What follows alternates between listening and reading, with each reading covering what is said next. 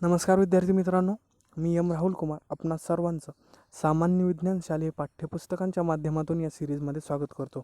आपण पाहतोय सामान्य विज्ञान इयत्ता 8वी या पुस्तकातील जवळपास आपण आत्तापर्यंत 16 चॅप्टर पाहिलेले आहेत. आज आपण पाहणार आहोत चॅप्टर नंबर 17 मानवनिर्मित पदार्थ.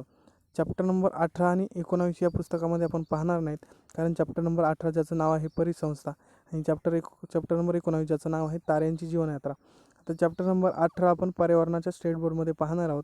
तर चॅप्टर नंबर 19 आपण ताऱ्यांची जीवनयात्रा हा भूगोलच्या स्टेट बोर्डमध्ये पाहणार आहोत. तर आपण सुरू करू. चॅप्टर नंबर 17 मानवनिर्मित पदार्थ. या चॅप्टरमध्ये आपण मानवाने निर्माण केलेले प्लास्टिक, काच यांचे उपयोग, गुणधर्म आणि यांचा पर्यावरणावर होणारा परिणाम हे पाहणार आहोत. तर आपण सुरू करू प्लॅस्टिकपासून. आता प्लॅस्टिकची डेफिनेशन आपल्याला एक्झामला विचारली जाणार नाही, त्यामुळे ती काही गरजेची नाही. नंतर प्लास्टिकचे 2 मुख्य प्रकारात विभाजन केले जातं. आता हे विभाजन कोणत्या बेसिसवर केलं जातं, तर उष्णतेच्या होणाऱ्या परिणामाच्या आधारावर.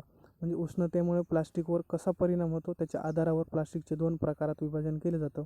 एक आहे थर्मोप्लास्टिक किंवा उष्ममृदू प्लास्टिक आणि दुसरं आहे थर्मोसेटिंग किंवा उष्मद्रुढ प्लास्टिक. आता आपण पाहूया थर्मोप्लास्टिक किंवा उष्ममृदू प्लास्टिक म्हणजे काय. तर ज्या प्लास्टिकला हवा तसा आकार देता येतो त्यास प्लास्टिक असं म्हटलं जातं. तर त्याचे उदाहरण आहे पॉलिथिन, PVC. तर या प्लास्टिकचा उपयोग करून खेळणी, कंगवे, प्लास्टिकचे ताट इत्यादी वस्तू बनवल्या जातात. तर आता आपण पाहूया थर्मोसेटिंग प्लास्टिक म्हणजे काय.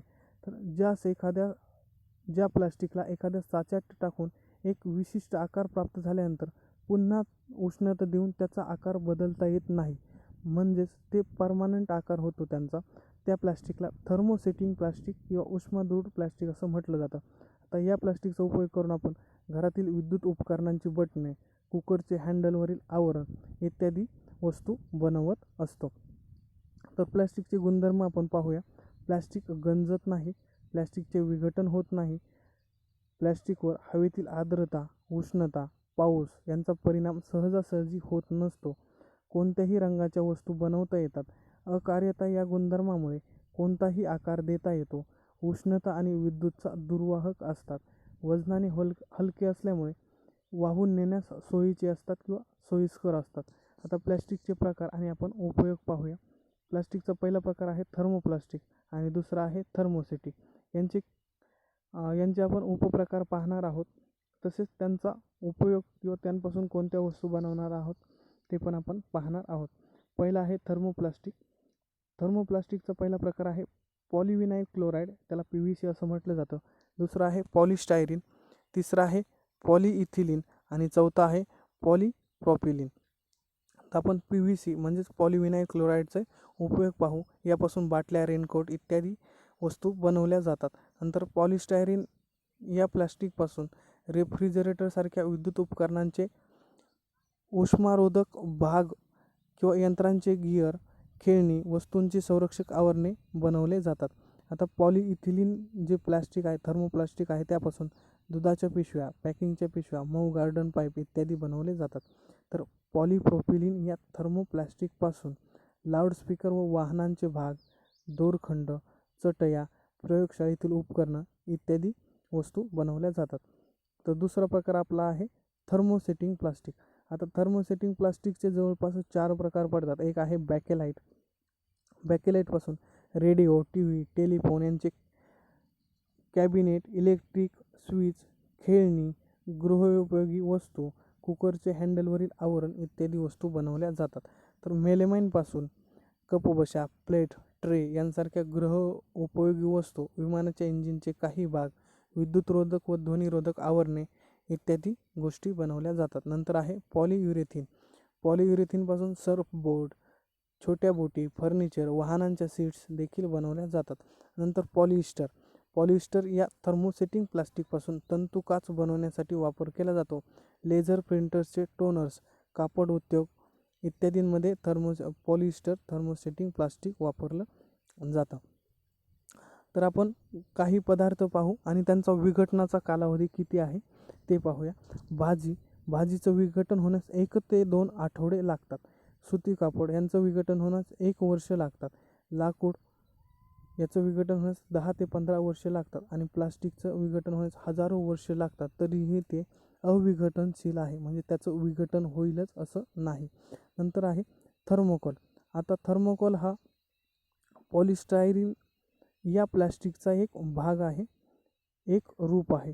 100 डिग्री सेल्सिअसपेक्षा अधिक तापमानावर ते द्रव अवस्थेत जाते आणि थंड केल्यानंतर स्थायू अवस्थेत रूपांतर होत असतं. थर्मोकोलचा उपयोग आपण विविध वस्तूंच्या संरक्षणासाठी वापरत असतो.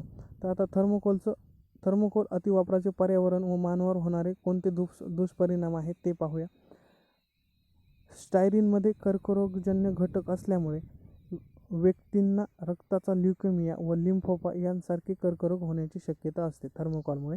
नंतर जैव अविघटनशील नैसर्गिक पद्धतीने थर्मोकोलचे विघटन होण्यासाठी खूप मोठा कालावधी लागत असतो. नंतर थर्मोकोल बनवणाऱ्या कंपनीत काम करणाऱ्या व्यक्तींच्या शरीरावर कोणते कोणते परिणाम होतात ते आपण पाहूया.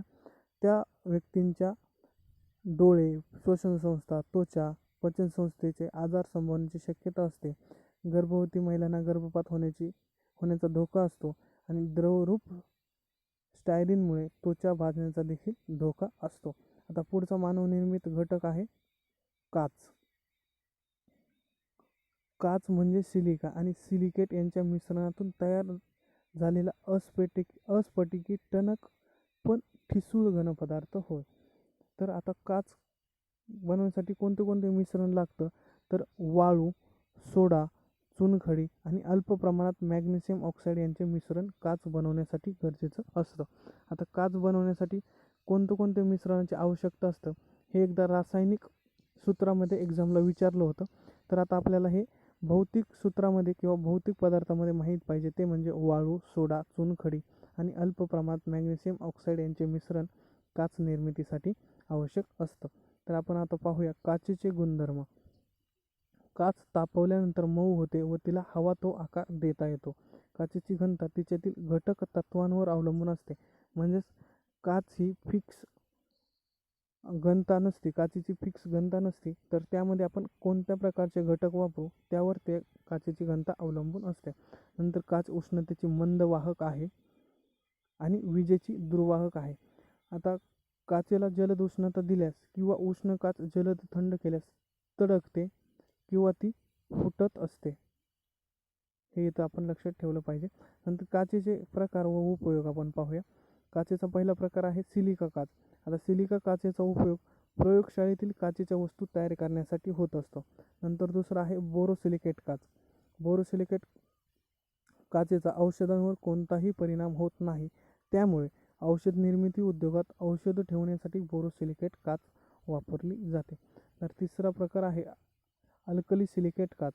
पाण्यात विद्राव्य असल्याने त्याला जलकाच किंवा वॉटर ग्लास देखील म्हटलं जातं. नंतर शिसेयुक्त काच. चकचकीत असल्यामुळे या काचेचा उपयोग विजेचे दिवे, ट्यूबलाईट बनवण्यासाठी केला जातो. नंतर पुढचं आहे प्रकाशीय काच. या काचेपासून चष्मे, दुर्बिणी, सूक्ष्मदर्शी यांचे भिंग बनवण्यासाठी उपयोग केला जातो. पुढचं आहे रंगीत काच. रंगीत काचेचा वापर कुठेही केला जातो. आणि नंतर आहे संस्करित काच. असे आपण काचेचे प्रकार पाहिले, काचेचे उपयोग पाहिले, प्लास्टिकचे प्रकार पाहिले, प्लास्टिकचे उपयोग पाहिले आणि पर्यावरणावर यांचा काय परिणाम होतो ते देखील आपण पाहिलेले आहे. तर हा चॅप्टर आपला इथेच संपतोय. आपलं इयत्ता 8वीचं सामान्य विज्ञान इथेच थांबतंय, कारण 18 आणि 19 हे चॅप्टर आपण पर्यावरणाचं स्टेट बोर्ड आणि भूगोलाचं स्टेट बोर्डमध्ये पाहणार आहोत. तर आपले लेक्चर वारंवार पाहत राहा. आपलं चॅनल सबस्क्राईब करा, आपले लेक्चर्स लाईक करा, शेअर करा. धन्यवाद मित्रांनो. पुढच्या लेक्चरमध्ये आपण इयत्ता 9वी सामान्य विज्ञान पासून आपण सुरुवात करूया. धन्यवाद.